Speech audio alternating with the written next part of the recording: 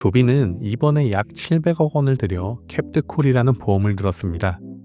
주가가 22.70달러까지 오르는 동안 발생하는 모든 희석 부담을 이 보험이 대신 상쇄해 줍니다. 이제 조비의 주머니에는 총 25억 달러, 우리 돈으로 약 3조 원에 육박하는 압도적인 실탄이 장전된 셈입니다. 도대체 조비는 왜 이 시점에 주가 하락을 감수하면서까지 이 거대한 돈을 가져왔을까요?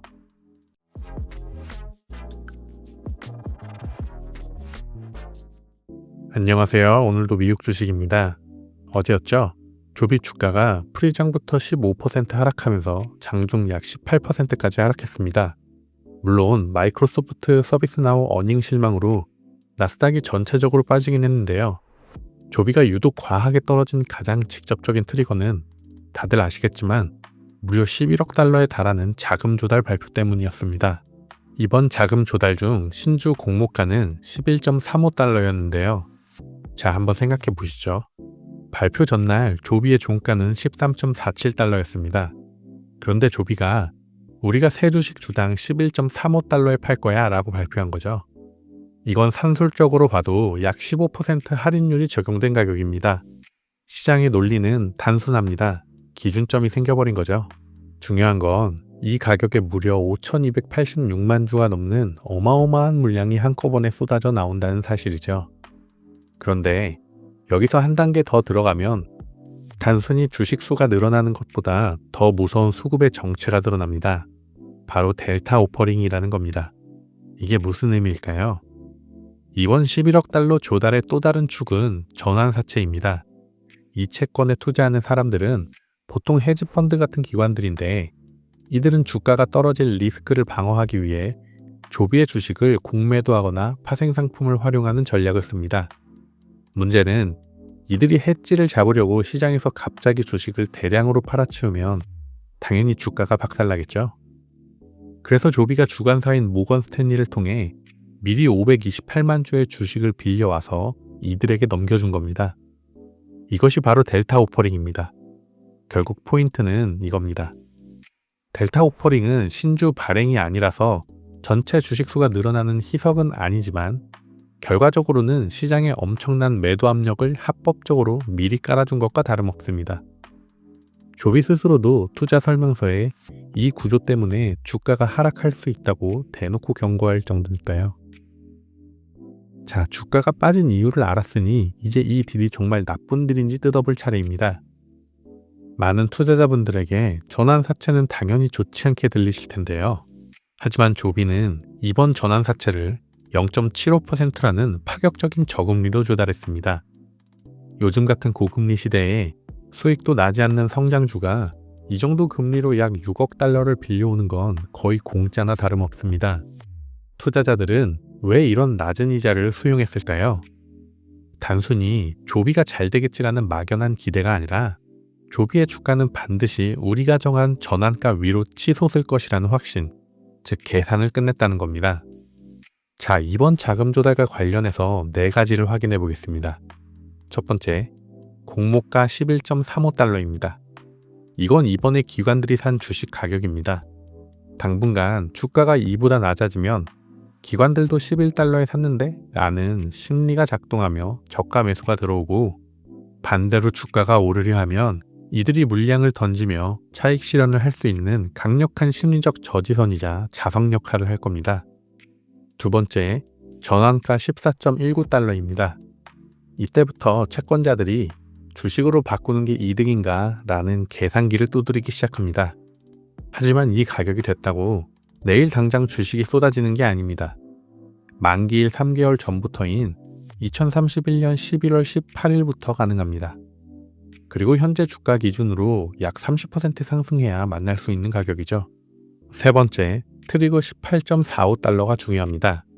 만약 가격이 전환가보다 130% 이상인 18.45달러가 되면 전환이 가능한데요.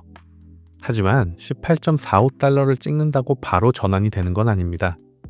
2026년 2분기부터 직전 분기 30거래일 중 20거래일이 18.45달러 위에서 유지되어야만 그때 전환이 가능합니다. 현재 주가 기준으로는 약 60%가 상승해야 만날 수 있는 가격입니다. 마지막으로 가장 중요한 22.70달러입니다. 조비는 이번에 약 700억 원을 들여 캡드콜이라는 보험을 들었습니다. 주가가 22.70달러까지 오르는 동안 발생하는 모든 희석 부담을 이 보험이 대신 상쇄해 줍니다. 그리고 이 가격은 현재 주가 기준으로 약 100% 상승해야 만날 수 있는 가격이죠. 결국 포인트는 주가가 22.70달러를 넘어가기 전까지는 회사가 미리 깔아둔 방어막 안에서 전환사채 희석 리스크가 대부분 통제된다는 사실입니다. 여러분의 평단가가 이 구간 안에 있다면 지금 당장의 하락에 패닉할 이유가 전혀 없다는 뜻이기도 합니다. 자, 지금까지 자금 조달 방식에 대해서 알아봤는데요. 이제 가장 본질적인 질문을 던져야 할 시간입니다. 도대체 조비는 왜 이 시점에 주가 하락을 감수하면서까지 이 거대한 돈을 가져왔을까요? 결국 기업 경영은 돈과 시간의 싸움입니다. 조비같이 EV톨에서 선도적인 기술력이 있는 기업에게 가장 무서운 적은 바로 돈이 말라버리는 것이죠. 이번 보통주 공모로 들어오는 순유입액이 약 5억 7,600만 달러, 전환사채로 들어오는 순유입액이 약 5억 8,290만 달러입니다. 합치면 약 11억 6천만 달러에 달하죠. 여기에 조비가 기존에 보유하고 있던 현금 약 10억 달러를 더하면 이제 조비의 주머니에는 총 25억 달러, 우리 돈으로 약 3조 원에 육박하는 압도적인 실탄이 장전된 셈입니다. 한번 생각해 보시죠.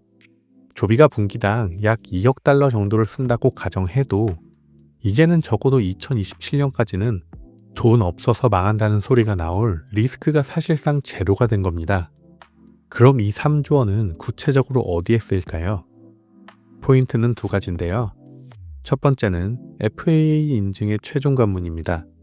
조비는 현재 5단계 인증 과정 중 가장 까다롭다는 마지막 단계 TIA 테스트에 진입해 있는데요. FAA 조종사가 직접 조비 기체에 올라타서 모든 안정성을 최종 점검하는 과정이죠. 이 테스트를 위해 조비는 현재 5대의 인증용 기체를 동시에 제작하고 있습니다. 여기에 들어가는 막대한 비용과 인건비를 이번 자금으로 해결할 겁니다. 두 번째는 연구소를 넘어선 대량 생산입니다. 조비는 최근 오하이오주 데이턴 내 70만 평방피트 규모의 두 번째 제조시설을 인수한다고 발표했습니다. 비행기 한두 대를 띄우는 건 기술의 영역이지만 매달 수십 대를 일정하게 찍어내는 건 산업의 영역입니다. 이번에 확보한 자금은 이 오하이오 공장의 설비를 채우고 토요타의 양산 노하우를 실제 라인에 이식하는 데 집중적으로 투입될 예정입니다. 결국 조비는 이제 실험실을 나와 돈을 버는 공장이 되겠다는 메시지를 시장에 아주 분명하게 던진 셈이죠. 월가의 큰 손들은 바보가 아닙니다. 그들이 11.35달러라는 가격에 기꺼이 1조 원이 넘는 돈을 태운 이유는 조비가 가진 기술력이 결국 14달러를 넘어 22달러조차 돌파할 것이라는 확신이 있기 때문입니다.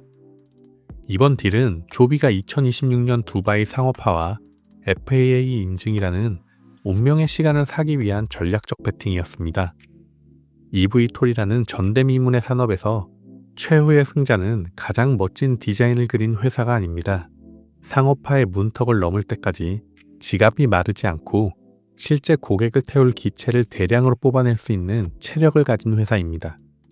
조비는 이번 자금 조달을 통해 업계의 개척자로서 격차를 벌릴 수 있는 티켓을 거머쥐었습니다. 이제 조비에게 더 이상의 핑계는 통하지 않습니다. 현금이 없어서 인증이 늦어진다거나 자금이 부족해서 공장을 못 짓는다는 말은 이제 할 수 없게 된 거죠. 3조 원에 육박하는 실탄은 충분히 채워졌습니다. 이제 조비는 오로지 결과로만 스스로의 가치를 증명해야 합니다. 그들이 약속한 2026년의 하늘이 진짜 열릴지 우리는 이제 그들의 행보를 지켜봐야 할 것입니다. 오늘도 행복한 하루 보내시길 바랍니다. 감사합니다.